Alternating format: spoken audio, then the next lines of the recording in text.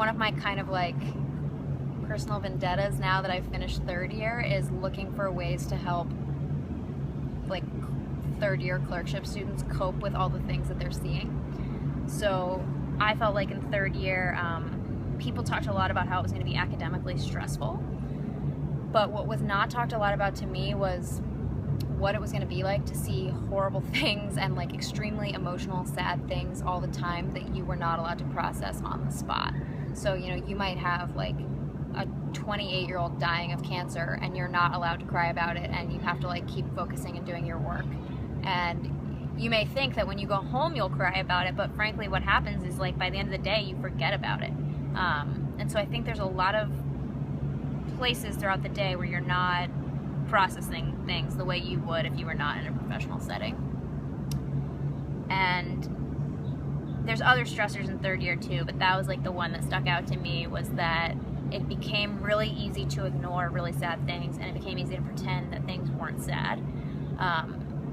And that like really gnawed at me throughout the year, and I know a lot of my friends have the same issue. And so for me, that's like where mindfulness came in, was like when I had a really sad moment to say like, I'm just gonna focus on my breath, I'm gonna like focus on the sensations I'm having, give myself 30 seconds to experience that instead of like shoving it down.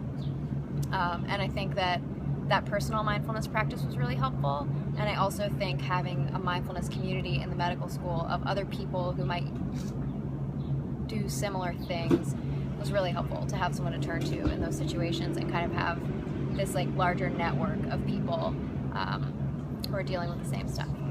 After undergraduate, before med school, I took a year off and I spent some time at a children's surgical center abroad, and I found it really exhausting to be in the operating room for long periods of time. I felt like it was hard to look at one spot for a long time without getting a headache, and basically it was just like hard to maintain focus.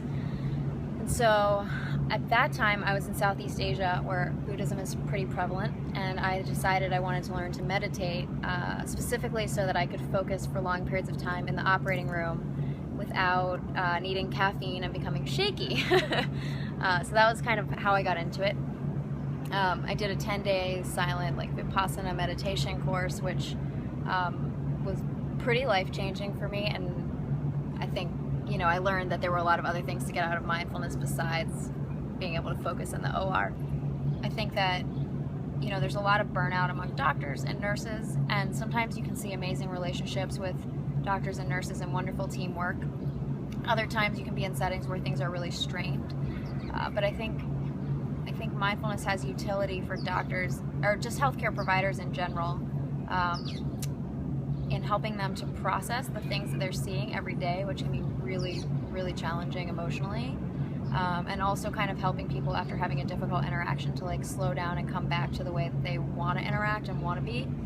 I think it has a role in preventing burnout. I'm not sure if that's been proven, but I feel like it's helped me to not become burned out. And then for patients, frankly, I think one of the things we don't do well in medicine is address the psychosocial component of our patients' problems. And I think oftentimes you'll hear someone say like, this patient has chronic pain that is probably psych. Like, that's not an issue anymore, it's psych, it's fake. And it's not fake, like it's still a problem for these patients in their everyday lives. It's just not a problem we can fix with like surgery or pills. And I think that's where maybe mindfulness would have a role.